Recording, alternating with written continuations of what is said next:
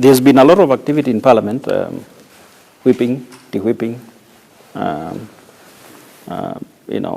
some people getting jobs, other people getting them. Overall, is this a systematic process? It's just internal? I made it very clear. Everything that I have done or I'm doing, especially with the start of my second term, there are a number of things I promised. In Kasarani, I promised that I would do everything in my power to achieve my big four. I said it there, and I'm still following on that route.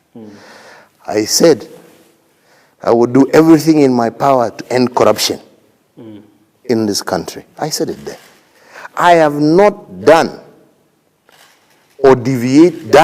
anything against or deviated from that path. And Mutuma, I'm saying, don't base it on what I'm telling you now. Just go back to your office. I'm sure in your archives, just tell them, I want the speech the president made in his inauguration. So as a result of that, I want people who are not going to fight that agenda that I laid out and made to Kenyans. I want people who are going to support that agenda. All right? So if you feel you're not able to work in tandem with my agenda, please then, why don't you let me put somebody who is keen and eager to help me fulfill that agenda that I promised Kenyans in 2017 for the second time and in 2013 for the first time. That's all. So I'm not against anybody, I'm not for anybody, but if you feel you're not comfortable, then I say, then this gives you now free time to engage in whatever you want to engage in. But these positions are very critical to me and my fulfillment of this agenda. So let me put somebody who is willing to put their time and effort into it. And then it also frees you to do that which you please. That's what democracy is all about after all. Yeah. Let me ask about the IEBC. We may have a referendum, we may not have a referendum. Do you have confidence that IEBC would be able to conduct? I don't want to comment on that. But I know that there are people out there and the different political groupings, especially in Parliament, who has the final responsibility, who are looking to see what is the best way forward on that. I don't want to give an opinion one way or another because it would not be fair from my seat for me to say this, whether good or bad. I don't think it would be correct.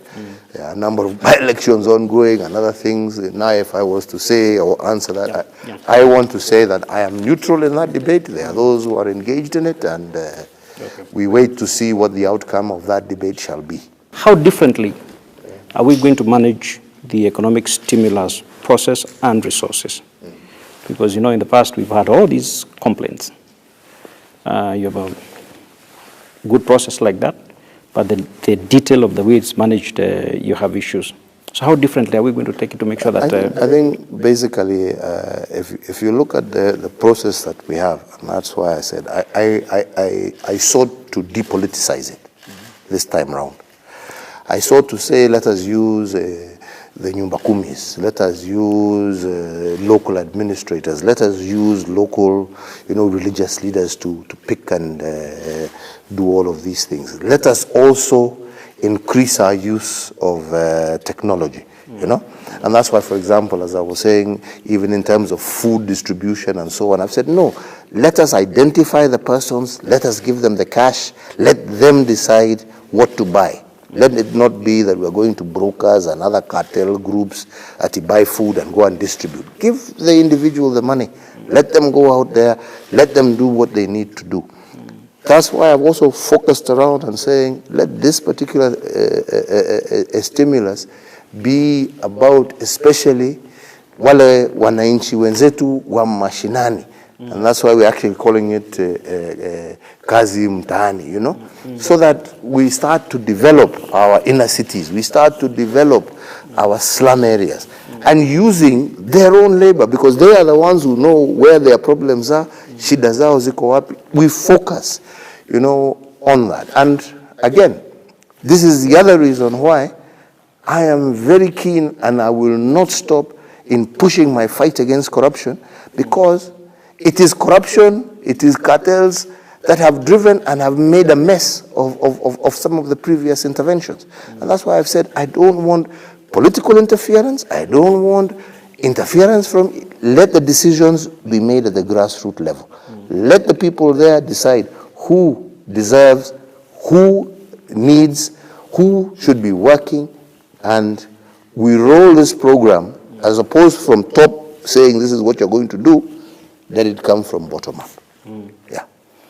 From a personal perspective, what would you like your 2 terms to be remembered by? When people remember President Uhuru Kenyatta in 2056, what should come to mind? I want to come to mind that we had democracy. Yes. Yeah? I am the first sitting president, number 1, to vie and lose and accept. I'm the first sitting president to vie, win, and have an election nullified. And I accepted that. Right? I'd like to be remembered for everything that we have done as the first president under a new constitutional dispensation to put in effect, despite the challenges, a whole new structure and system of governance. I'd like to be remembered for the railway. I'd like to be remembered as the first president who did 10,000 kilometers of road when it took 100 years to do 10,000. I have doubled the number of roads that we have done in this country. Right? These are, I can list Mutuma, and maybe one day I will show you. As the one who has once again revived the railway sector again, as the one who has revived Kisumu Port, is now operational and moving, as the one who did the first tarmac road to Lamu, as the one who first did the first electricity lines into Garissa to put them onto the grid.